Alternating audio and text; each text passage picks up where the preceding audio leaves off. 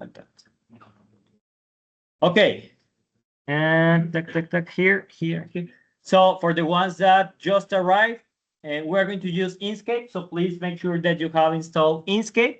Also, it's good that you have already installed Arduino. If not, you can also install Arduino. We are going to start with some slides, and then we are going to make some exercise, right? Those exercises will be useful for your homework, right? The homework is for next Monday, not the Monday on vacations, the next one, right? Okay. You were fighting already. What's happening there? Okay. So we're going to start with the topic flowchart. How many of you already work with flowcharts? 1, 2, 3. Almost half the class. Okay. That's less than what I expected. Okay. So we're going to use flowchart. A flowchart is a graphic representation of a process, right? If you have any process, you can represent that process with graphics, right? With some blocks and with some arrows, right? Those symbols are standardized, so we are going to learn those symbols and what we are used every symbol. And the idea is that a flowchart will allow us to document some code, right? So if I have some code, I can put that in a graphical manner. So if that's presented to a person that doesn't know the same programming language as me, they can understand the logic behind that, right? And they can also generate some code in other languages. So that's really useful. The other thing that is useful to use flowcharts is that you can make simplifications really easy because you can start watching for some patterns there that allow us to simplify the code, right? And it's a really good way to document because it shows really easy how it's a processing occurring, right? This presentation is already on Canvas, just you know, right? And benefits of a flowchart is that allow us to visualize in a really simple way how it's the sequence of events that we want to represent better. Right? Also simplifies logic because it allows us to visualize really simply how it's everything happening, and also it uses standard symbols. That means that even if I want to present this to another person that talks another language, the other person can understand what's the logic behind it, right? Even if he doesn't understand all the words there, he will understand how is the flow and the flow of information right there. Okay, so I will present you an example. That's a video, right? So first, they will present us the instructions of some process, right? So in 15 seconds, you will try to be able to understand what's happening. And then they will present us a flow chart, also 15 seconds, and we are going to compare that, right? And so I am hoping that we will have audio. If that fails, I will restart this thing. And tick, tick, tick, tick, tick, tick. In this concept, I'm going to give you a challenge. When I say go, you'll have a few seconds to read through a set of instructions from start to finish. Let's see how far you can make it. Are you ready? Set, go.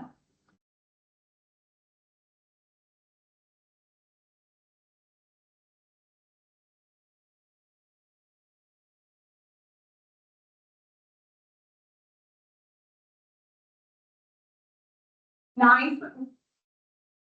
What's the process for? Yes, I was the same. Now I know the process because I gave the class 4 times before this and other semesters. But the idea is that it's really difficult, right? And the same happens with code. If you present code for someone, it will take some time to adapt to that, right? Now, Word, how did it go? If you weren't able to make it to the end, don't sweat it. We're going to try it again, except this time, we're going to visualize the instructions using a flowchart. Let's see if it makes a difference. We'll reset the timer and ready, set, go.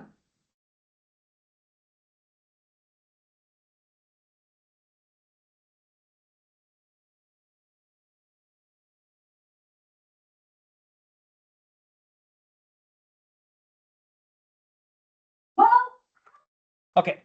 Maybe it's still difficult, right? Because maybe some of you didn't know the meaning of each symbol, right?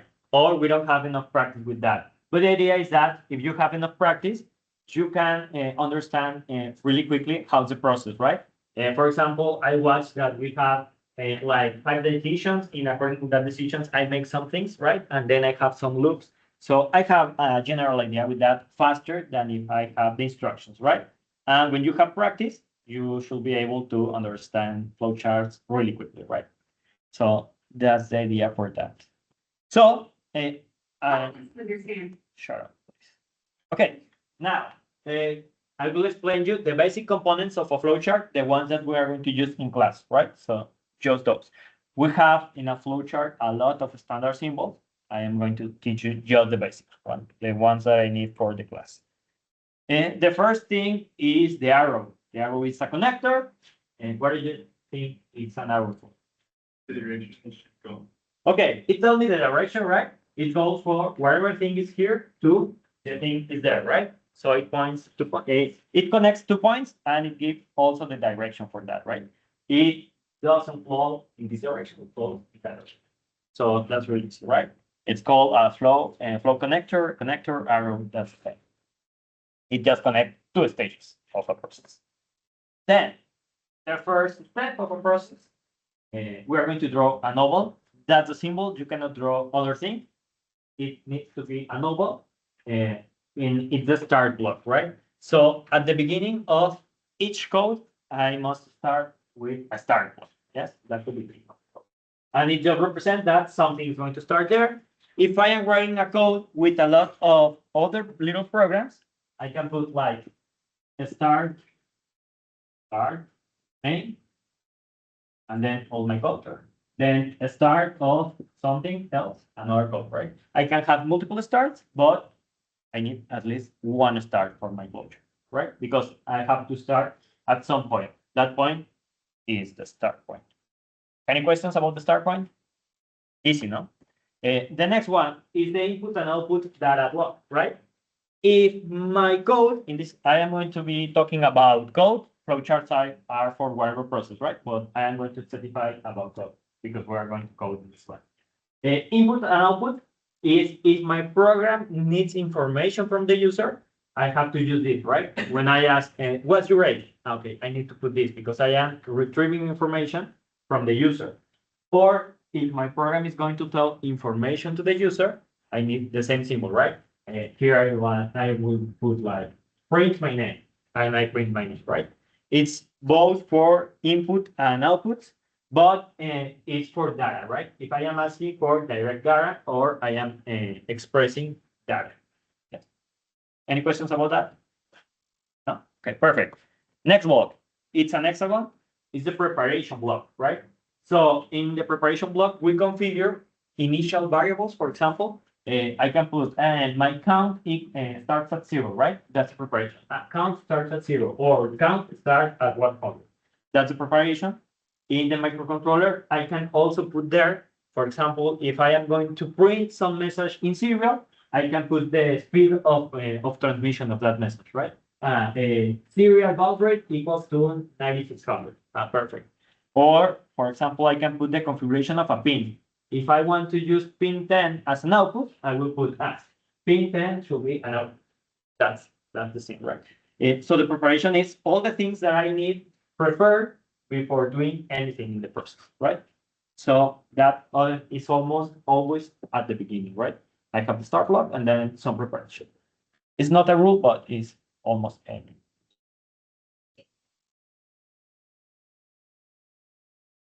You can, unless you asked for weight and height and you want to calculate the IMC, Yes. use that one as in preparation, like the calculation, or you use it as a process and then an output. Yes, we have another block for the processing of information, right? The input is the rhomboid, right? For processing of information, we use this one, the next one, just as a rectangle, right? Then you process the IMC, and then if you want to display it, you can use, again, the rhomboid, right? Yeah. Okay, processing information is a rectangle. Right here, the corners are rounded. they cannot, it's just a style, right? But we could have their sharp corners without. Processing of information is whatever processing information I am going to do, right? If I am shifting all the bits to the right, that's a process. If I am doing an addition, that's a process. Calculating the IMC, that's a process, right? Whatever process information is doing in a square. You have a question? Yeah, so if we get like variables that are changing, for example, we have like a counter on the, we say there's a counter. Yes, and in the preparation, just say, I am going to use a counter. Yes. Can we also like state the bar, like the value of that counter, like after the process and everything? Like, You start in the preparation, you just put the initial value, and there in one of these, I can put I increment the count, for example, in a process. like if we put counter is equal to 5. Yes, if that's the initial value, it goes in a preparation. But if like the value that changes after the process, like there's a loop and you have to state. You are going to incrementing that, for example. Yeah, You use one of those. So you in the preparation, you put count equals to 5, and then here you put count equals to count plus 1, for example. okay. Well, that's a process, right? Because you are changing information. In the preparation, you just put like the initial value, then you change it here, right? And if you ask for the user to change it, you use the in and out, right? And put declare a new count value. Yes. Yeah, so it depends. If it's automatically, it's part of the process. If a user is putting that, it should be the wrong way, right? Okay. Any questions up to this point? Perfect. Next block is the display.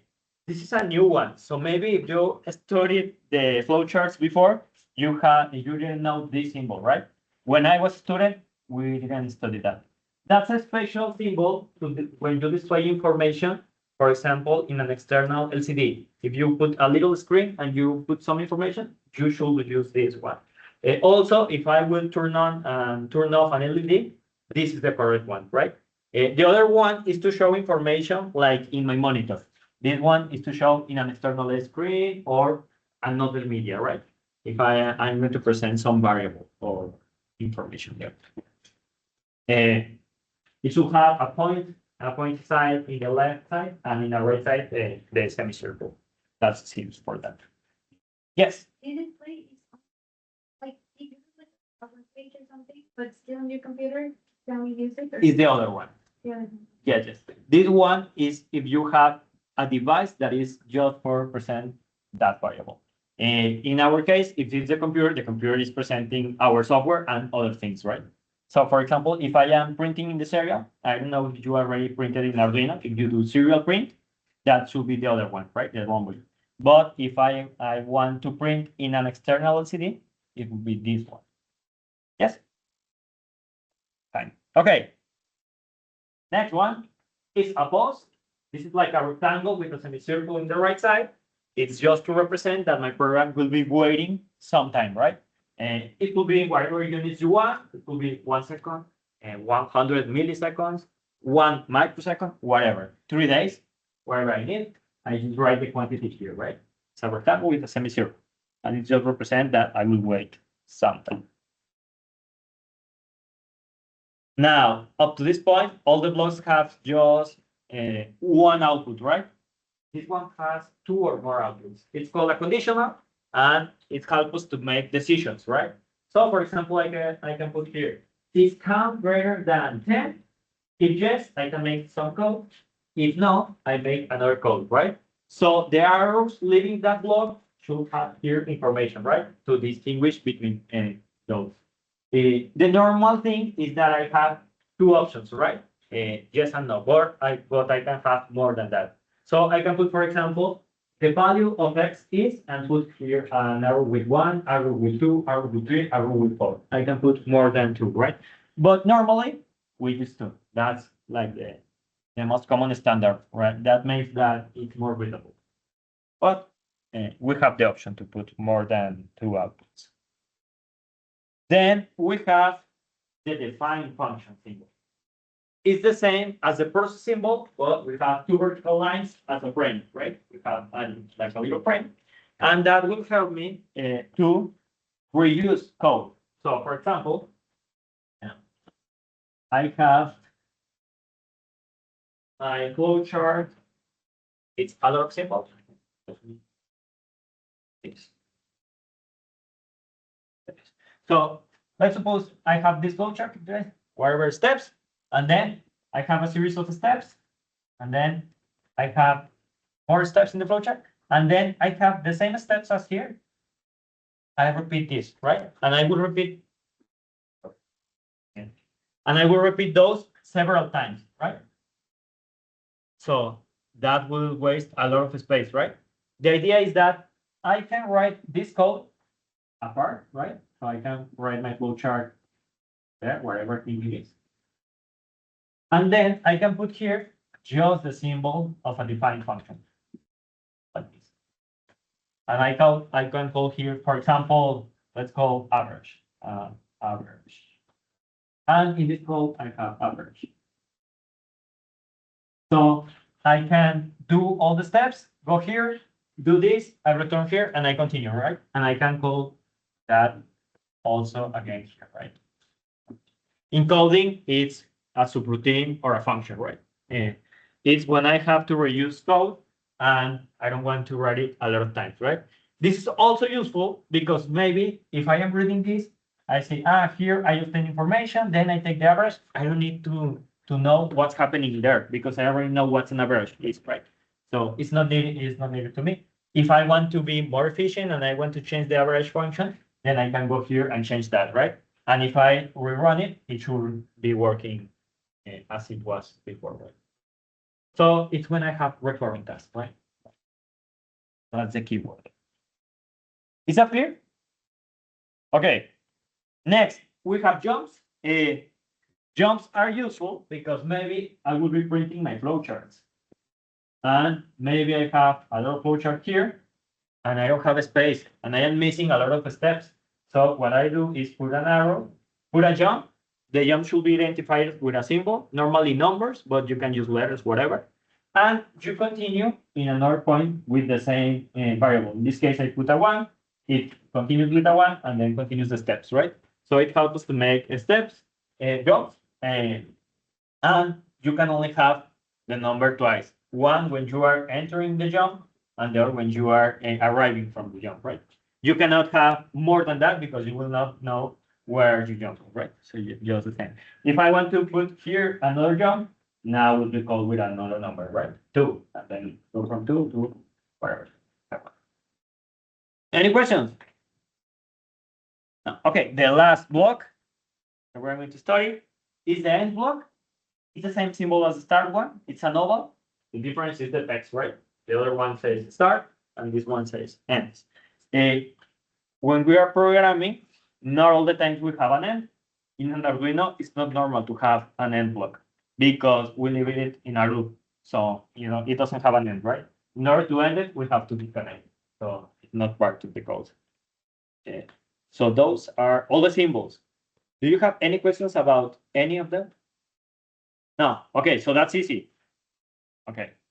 Then, so that's an example of the flow. That's the homework, okay? The homework is to prepare a document, a report, yes, about how you solve the problem. It's the problem to solve, and to read later. But in the report, I am asking you to present these 3 things. These are the 3 important things for the homework. One is to represent the flowchart in a vector form. We are going to do this right now with another example, so you know how we are going to need to do that. Then how to show the schematic as a vector also. I'm going to show you that with Porteos. And how to show the code fully formatted, right? So I need 3 things, obviously as a report format, right? Yeah, and the problem is really easy. I am just asking you to read a button. The button should be connected to pin 2, to pin 2. Then save that value to a variable, yes, and then read that variable and write the value in an LED connected to pin 3. So the working will be that if I press the button, the LED should turn on. If I release the button, it should turn on. So it's really easy, right? Right now, I'm going to show you Arduino, the basics of the code. This class is not for code yet. It's just to generate those 3 things, right? But I think it should be enough to you to solve that. If you are so lost that you can't solve this thing, you can write me on Canvas and I will help you with the code, right? that's not the main goal for this couple, right? It's not the code. Any questions? Okay, so I will do these three things with another example so we know how to do that, right? So first, I will open Arduino and I will show you the main components of a program in Arduino. So let me share this. Okay, that's the Arduino IDE, right? That's the environment for software. And if you open a new file, you will saw those things, right? Those are two functions. I have two functions. One is called void loop. The other one is called void setup, right? Void, it's a modifier. It's just telling me that those functions are not returning any information, right? So they will run whatever code is in them, but they will not return anything to anywhere, right? It's just that it's work. That's the modifier void, right? So in this case, I have a function called void setup. In that function, the Arduino will run whatever we put there, and it's used for initialize whatever code we're going to use, right? So when we restart the Arduino, if I press reset or I just give power to the Arduino, the Arduino will run the code in the setup once, right?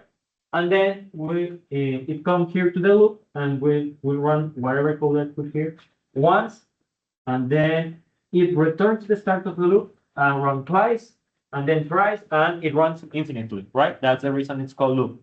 So it runs the setup once and the loop infinitely times. Yes. If I restart the code, it will run again the setup and again the loop infinite, right? And it will keep running until the end of the time or until I drain my battery and it will die. Any questions up to that until this point? Yes. Okay. Each function is encapsulated in curly braces, right? So all the things that are written there are members of that function, right? Are instructions that it will run in each function. The other thing that I have there is I have a double backslash and then some message, right? Those are called comments. Comments are useful when I am communicating code to another person. Neither the Arduino software, this program, read those. So the program eliminates all the gray text there. It doesn't matter. Neither the Arduino, right? The microcontroller doesn't know what you put there, right? That's the reason you have a special symbol to indicate that, right? Whatever thing you write after those in the same line will be a comment, right? So that's the reason it's gray out. If I write here, it's not a comment. Yes.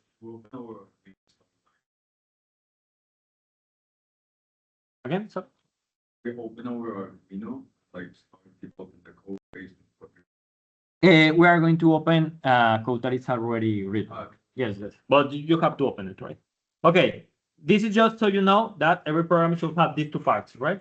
And also we already learned how to put a one-line comment. Yes? Any questions up to this point? No questions. Okay. We are going to open one example because we are going to develop the flowchart for this code. If you go to File, Examples, Basics, Blink. I will leave it this so you can follow it. File, Examples, Basics, Blink. We are going to develop the flowchart for that code. File, Examples, Basics, Blink. Yes, please. I just leave it as it is so you can follow me. Okay, I will open it.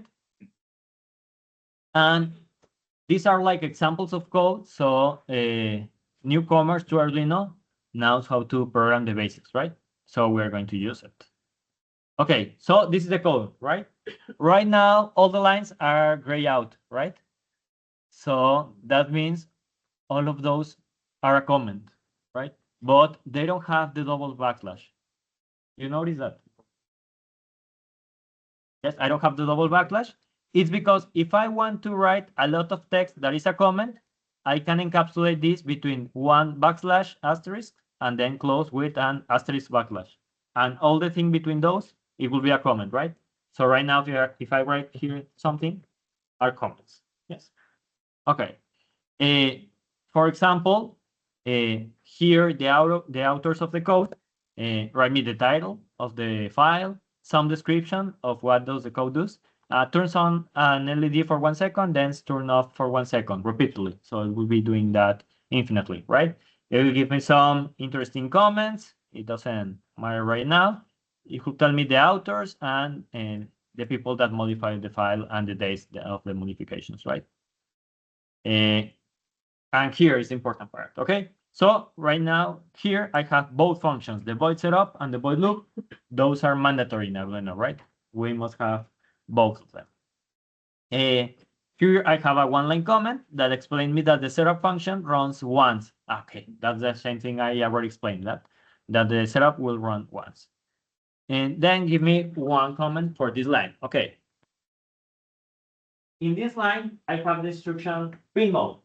Pin mode that tells to the Arduino that I want to use one pin as an input or as an output, right? All the functions in Arduino is recommended to be written in camel case. Camel case means that every word beginning from the second word, not the first one, the second, should initialize with a capital letter, right? So, for example, I have the word pin and then mode. It should have with an uppercase N, right? That's pin mode. That's called camel case. If you look, every function is written like that. Setup is written like that, but it's just one word, so we don't notice. The loop also, digital, right? The word digital, and then the W is and uppercase, right? It's in camel case. Okay, perfect. If you write with another format, it will not be detected by the program. So if I write here, pin mode, for example, it's not detected. It's not orange, right? If I put 2 letters, it's not detected. But if I read correctly, it's neither detected. I need a parenthesis, right? Let me write incorrectly. Okay, it detected, but it will not run, right? If I click here, it will tell me, there's an error in line 28. And there's an error, okay, suggested. It's telling me, change this. Okay. It should be in camel case, right? And then this point, let me close this because it's really dark. And okay. This function pin mode uses 2 arguments. The first one is the pin that I want to declare as an input or as an output. In the second argument is the state in which I want to put that pin, input or output, right? So in this case, I want that the pin name label pin should be an output because I want to turn on and turn off an LED, right? Did you remember in last class, I told you that the Arduino Uno has a LED connected to pin 13, right? Did you remember that I told you? In the board we have an LED that we can program really easy. No? Okay. In the Arduino Uno, we have an LED that we can program really easy. It's connected to pin 13, right? In this case, when we write here LED 13, in reality, we are writing here a 13, right? But now you don't have to remember which number was the LED in. Okay, I just learned it, right? That is a constant. Every time we have some constant with an A, it's all in uppercase, right? That's the reason all are capital letters, right? It's because that's a constant. It's a number. It depends on the microcontroller I selected. For example, right now, I have here selected Arduino Nano, so that's a 13. For Arduino Uno, it's also 13. But for an ESP32, another microcontroller, it should be another number. It could be, for example, 5. Okay. But that's the software already knows that when I write LED built-in, it should search for the pin that has the LED, right? So in this case, it's 13, and output is also in uppercases, right? That means that it's also a constant, right? That's a number. Output is a 1. It's a 1, sorry. Input is a 0, and we have other ones like input full up. That's a 2. But it's difficult for me to remember. The input was a 0 or a 1. It's easier to know that I can write output, right? And that's occur as an output. So in this line, I am just saying, the pin 13 should be an output. Why? Because my microcontroller needs to control that. If I want to read information from that, it should be an input, right? Okay, and that's all the setup that I need to do this simple program. Then I have the loop, and I have this instruction, digital write. So I want to write in a port in a digital manner. That seems that in the case of the Arduino Uno, I am going to write either 0 volts or 5 volts, right? And if I want to write 0 volts, I will write a 0. If I want to write 5 volts, I will write a 1.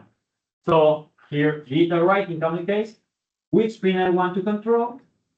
30, that's the same as 30, comma and high. High is also a constant, it's a 1, right? So I want to turn on whatever thing is connected to pin 13. In this case, the LED. So then the LED should turn on. Then I have the function delay. What do you think delay is for? It makes a pause, right? Of 1,000 watts. Microseconds. No. Milliseconds. Yes. So 1,000 milliseconds, it's a second, right? So it will be waiting 1 second. We have another function for microseconds. It's called delay microseconds, right? In common case. Okay, so now I turn on the LED. I wait 1 second. Then what do you think this instruction is for? Theta right, label pin low. Turn off the LED, right? So this one sends 5 volts to the port, it turns on the LED. This one sends a 0, so it should turn off, right? And then I wait another second, so now it's on 1 second, off 1 second. And then what happened? I restart this, right? Because I'm in the loop, on 1 second, off 1 second, on 1 second, off 1 second, and we'll be blinking like that, right? So we're going to start making the flow chart for this code. Is the code clear for everyone? Okay, perfect. We're going to do that in a web app called Draw.io. Draw, like drawing, dot, input output. Okay. Let me open it. I have this one. If you write Draw.io, it will send you to this web page. Let me open file new. Don't read it. And create.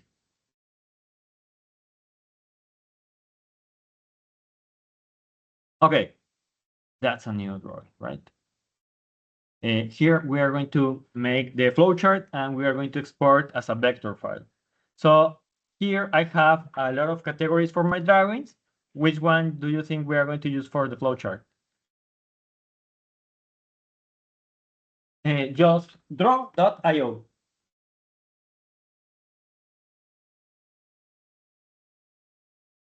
It works? Yeah. Okay, so what's the section you think we're going to use to draw the flowchart? Yes, flowchart. Perfect. Thank you. Here is flowchart. Okay. How do we begin our flowchart? With the start block. Okay. As a hint, if you left your cursor over the shape, it will tell you the function of that. But you have to learn it because the test is on paper, so you will not have the computer, right? Okay. Right now, I am looking for this one, the start block. And I put the start block here, right? To add text, just double click on the shape and write the text, right? Start. And that's the beginning of our code.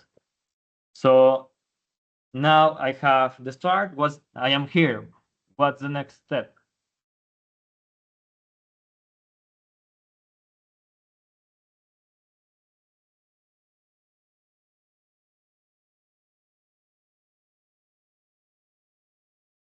It's the preparation, right? I have to declare this pin mode. And that's a preparation because right here, I am not doing nothing. I am just preparing this. I am telling, this pin should be an output, right? Okay, so please do not put any block. This should be the preparation one, right? But if I put this and I double click to write the text is down, right? It's kind of a bug and it's really annoying for me. But the trick is here, just type hexagon. And if you drag this one works perfectly, right? Let's build in as output.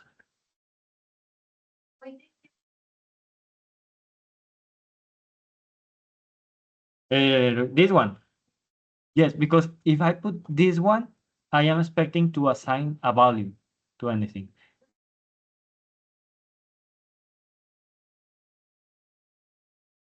For this one, or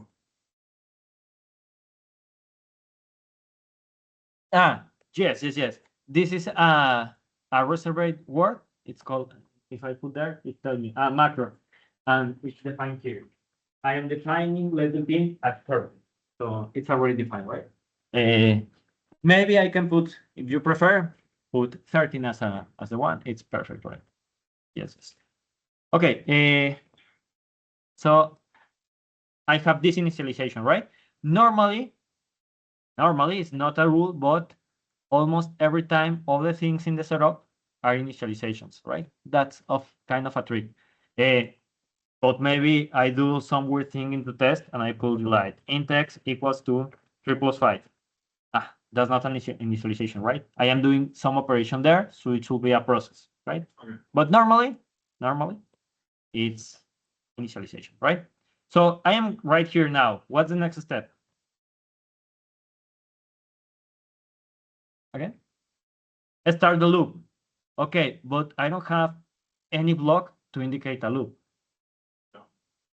No. Like- We ignore this thing the same as we ignore this thing. Okay, so we're going to this line. So the next step is to turn on the LED, right? And what's the symbol for that? This one. This one. Yes, this one is the one for display, right? Yes, it is. Okay, so in this one, I will write let built-in on. I want to turn on that, right? First use like the decision, like turn on, yes, no, and then put like a display. Where is here the decision? First select on. For the homework, you have to take a decision, right? If I click the button, it should turn on. But for this exercise, I don't need to do that. Yes, you just assume it. Yes. Because we are just following those steps, right? Okay, so let built-in on. What's the next step? Wait for a second, right? So what's the symbol to do that? It's this one, right? The delay one. Okay. Let me zoom a little bit. I can write here 1 second, for example, or 1000 milliseconds. That's the same. I will put 1 second, right? What's the next step? Turn off, right? If you select this with control, you make a copy of that. So you don't have to write all the thing, right? And then the next step for that is 1 delay again, right? So I have all of this. And now I have the start and 1 block for each instruction there, right? Let's imagine I do a worse job with these things. Let's imagine I put all like that, right? I can align them. If I select everything and you go here to arrange, I can center align everything. And also I can distribute them vertically. So I have the same spacing between each other with this distribute vertical. So it's a little nicer, right? It takes in account the first and the last element to do the vertical alignment. So I can give more space and recalculate that, no? So now it's redistributed. Pleasure. Is everyone at this step or you need time? You are there? For the ones like the shape, Yes, which one, what did you go? this one. From flowchart, delay. In flowchart should be, if not, you can write delay in the bar and it should appear.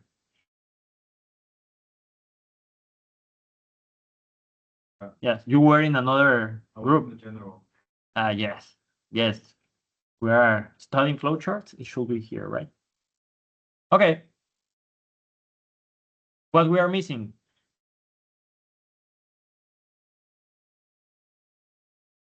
Yes, before that, I am missing all the arrows, right? Indicating me the flow of the information. If you hover your cursor over a shape, some nodes appear, right? So if I drag from this node to this, already I have the arrow there, right? So I can do that for every step. Let me delete. Just make sure that you are getting one node to another, right? Like that, and like that, right? So right now my flowchart is telling me that when I run my code, I will be declaring this LED as an output. Then I will turn on, wait a second, turn off, wait a second. And then I should go where?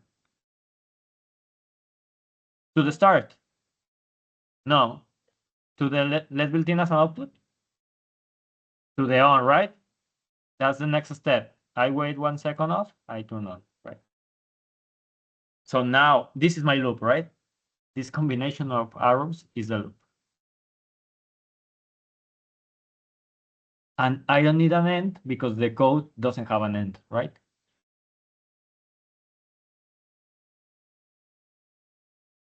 Okay, so right now I have my flowchart complete.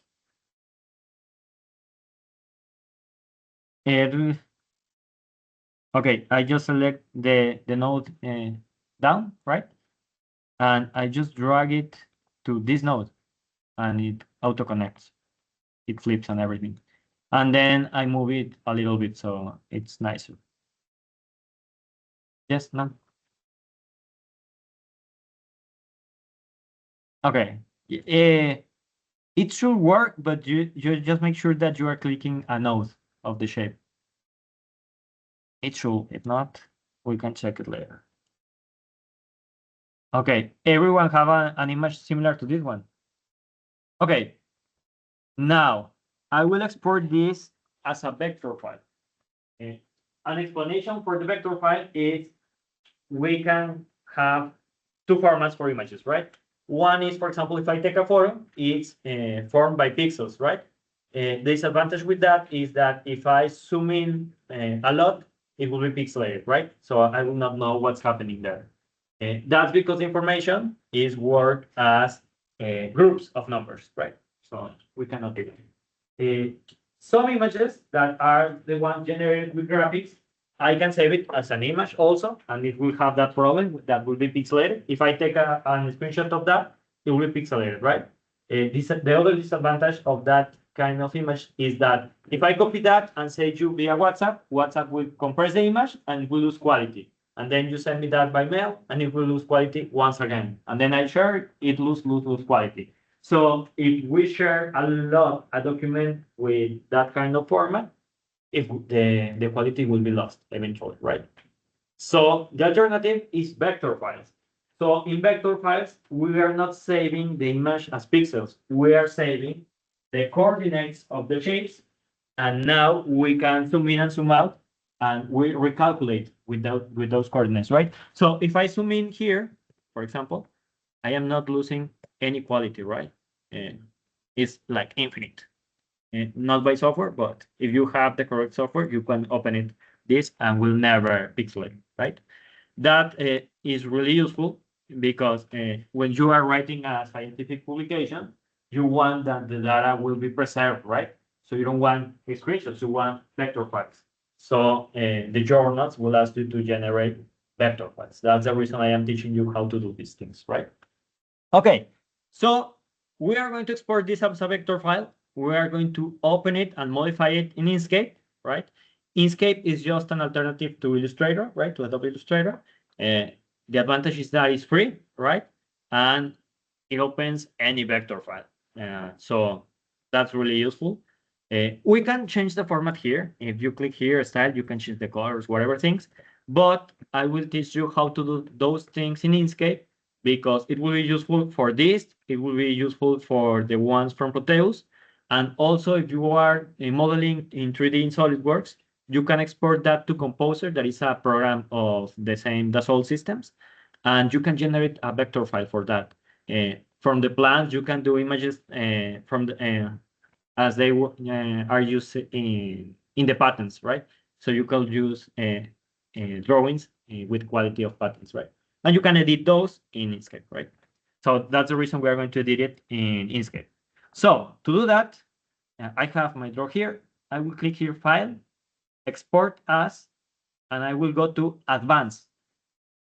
Eventually, I am going to export as SVG, but if I do it right now, the text will be wrong. So the correct way is this one. I don't know the reason they mess up with that, but that's the way it works, right? File, export as advanced. Then here in advanced, you put a name of the file. In this case, I will call that Blink, and our group is 606, right? So Blink 606. The format is SVG, Scalable Vector Graphics. That's what the SVG stands for, right? And that's the common format for vector files, right? Another popular format is PDFs, right? If you save this as a PDF, will be also in vector.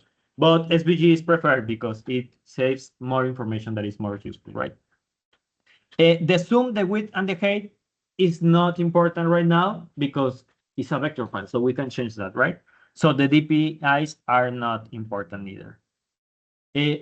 I want to not have any background, so in background, I click transparent, and that's everything, right? So, yes. To go to this window? Okay, I click File, Export as, Advanced. You're welcome. Then I put the name. It was Blink 606, SVG, and transparent. Those are the things, right? I will export that, and it asks me, where you want to save this thing? In your Google Drive, in your OneDrive? No, I want to download it. Download. Once I select download, okay, and it will ask me, where you want to download this file? My desktop is fine.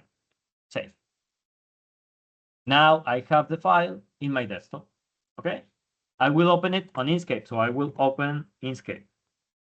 I have already opened Inkscape. Do you have open Inkscape? I will give you like 2 minutes, right? Because it takes some time to open. Once you open, you can open your file, like in File, Open, and look for the file. I don't know why it's this. Okay. Like that. Okay.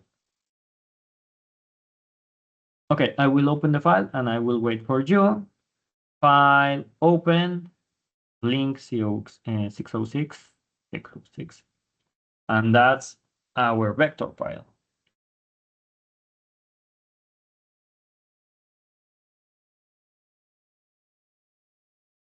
Sorry? Like this. That is out the shape, or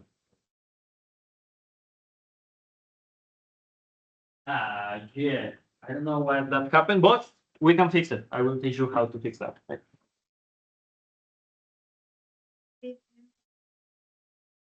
Like him, it didn't complete, right? It just put like 3 points, right? We can edit that here, right? I don't know why that happened. It has never happened to me, but it seems possible, right? Okay.